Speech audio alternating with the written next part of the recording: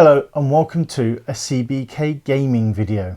Join us as we discuss and review Arkham Horror Final Hour.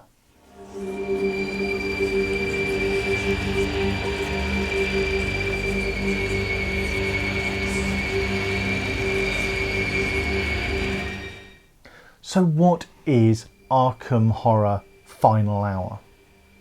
It's exactly that. It is the last 60 minutes where you, the investigators, have to disrupt the ritual. Everything else has gone wrong.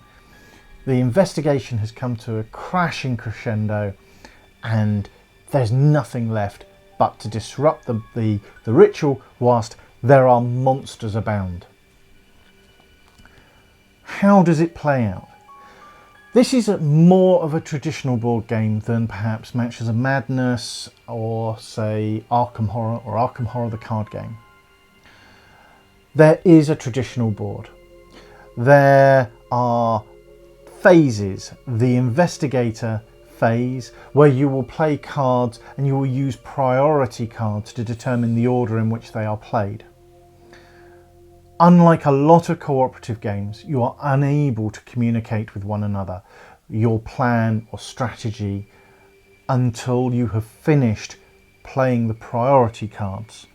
This is to show or enact that rush, that final few moments before the world is consumed by these Lovecraftian nightmares. There is then the gate phase, the mythos phase, where gates are placed, monsters are then placed on the board, and that's where it starts to become a bit of a rush. The monsters are coming, you need to plan, you need to kill those monsters to stop them getting to the ritual site. There are components to this game that are the same standard as Fantasy Flights normal excellent quality. So a quick touch on the components. They look fantastic. They've got the same artwork that you have from all the various Cthulhu based games, Lovecraftian games in the Fantasy Flight games set. There are cards, monsters represented by small card tokens to represent the set of symbols you are looking for, your health, whether the location has been destroyed, seals, etc, etc, and they are all fantastic card quality, fantastic card quality to the cards that you have as well. And also the standees, the bases are the right size. We've got so many games where you go to push the standee in and it starts tearing or marking the actual player piece. They're done just as you'd expect from a Fantasy Flight game. They're perfect. Yeah, they really are. You have 6 characters to choose from. This is a 1 to 4 player game, so there's enough variety there. They all play differently. They all have different strengths and weaknesses, which work very well. Overall, this game is well made. The artwork's fantastic. So why do you need it? Why does it belong in your collection? Especially with the glut of Lovecraftian games and Fantasy Flight's own massive collection, which we all really enjoy. So at first, when this was first announced, it perplexed us as to where this sat. It feels in the same way as Cthulhu Death May Die, which is supposedly set in the final moments. You've got to rush in, all guns blazing, and win the day. Unlike Cthulhu Death May Die, which always dropped the theme for me because the board was too small or nothing moved, this feels much more thematic. We have lost this game more times than we have won when playing on the harder difficulties. Easy difficulty, that's fine. Normal, it can be hit and miss. When you get into hard, it really is difficult. And you want a challenge, this sets a challenge.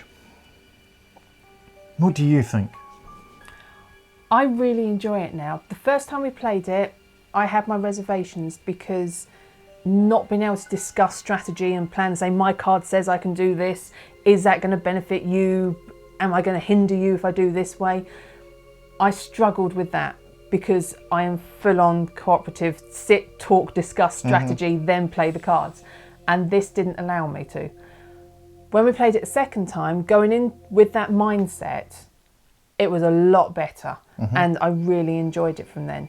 And as you pointed out to me, for someone who is used to playing competitive board games and the usual family, Monopoly and all those ones, to bring them into a cooperative game, this is a good starter because it's still partly you're making your decisions without anyone influencing you, but you're making those decisions to benefit the group, benefit the party. Yeah. I think where I struggled to find a purpose behind this game, having played it a number of times, a minimum of 5 times for us to review it, it sits perfectly in that gateway to Mansions of Madness, Arkham Horror, Eldritch Horror. And I think it will work very well there.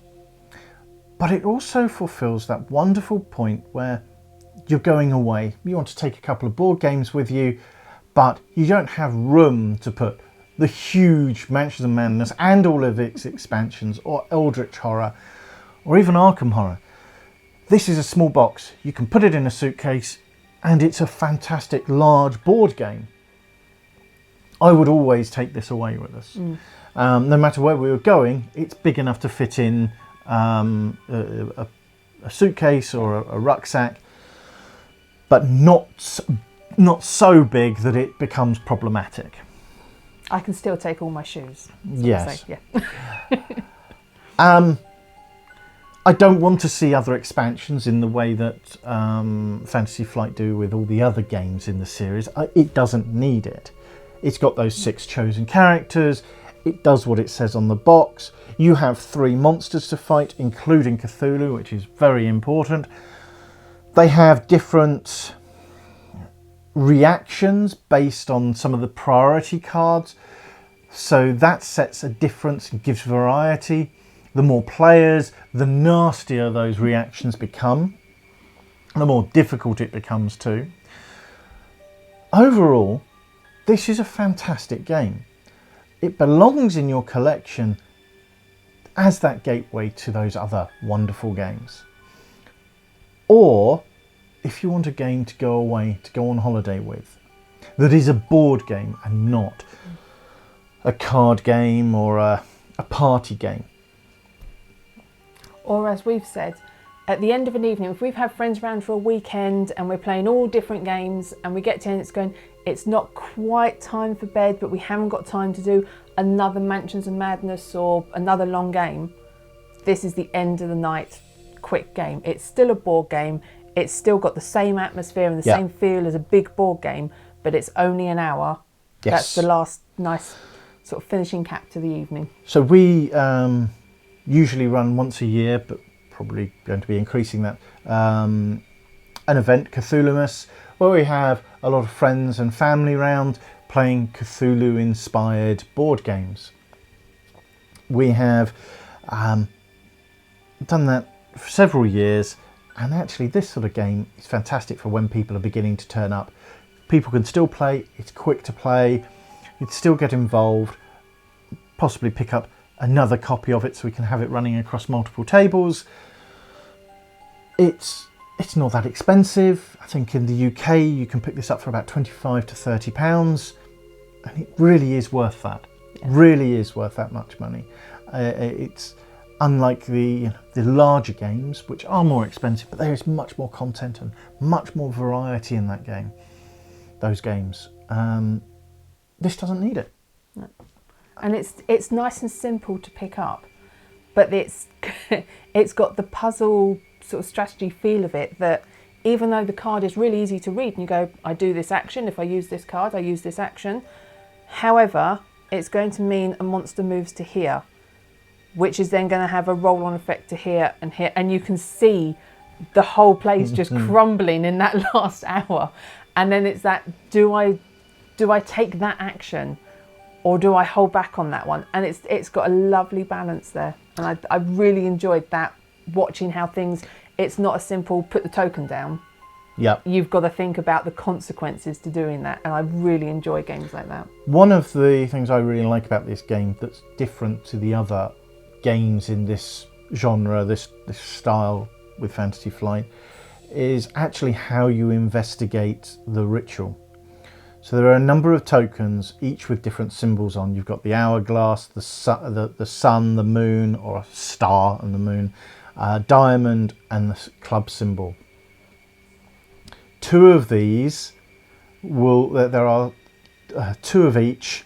There are a selection of these symbols that you have to randomize and put two hidden away on the bottom of the board. As you then go around the various locations, you investigate those locations and you find those symbols.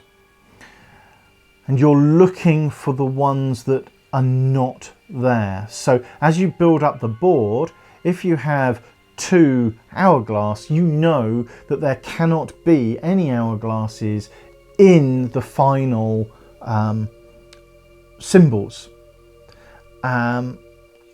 I'm explaining that terribly. However, as you then play through the game, you find those. The ones that you don't have placed on the board, you know are most likely going to be the ones in the ritual.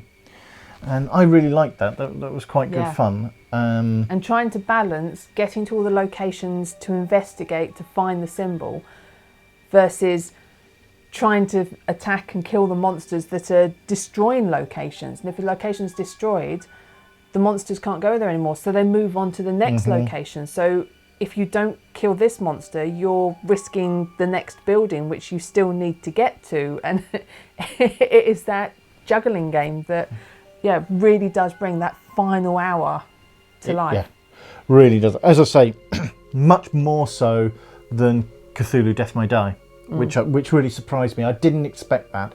I didn't have too many expectations for this game.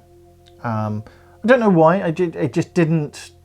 Whereas Manchester Madness, Eldritch Horror, absolutely adore and look at them and you can say that's going to be quite an amazing game. I can't wait to play that. I didn't have that reaction to this, but I'm glad that we've played it. I'm glad that we're reviewing it, and I really do enjoy it. So if I was to give it a score out of 10, which is something we used to do, those final scores, for me this is a solid 7.5 out of 10. What about you? I was going to bring it up to an 8. For me, it's one. It sits up there with the rest of them. It surprised me. I was thinking it's a small box. It's going to be a small game. Size-wise, it is. Time-wise, it is.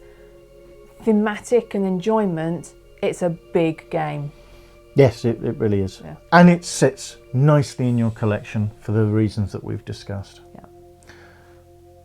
So with that, all that's left to say is thank you very much for watching. If you've enjoyed what you've seen, please consider liking and subscribing.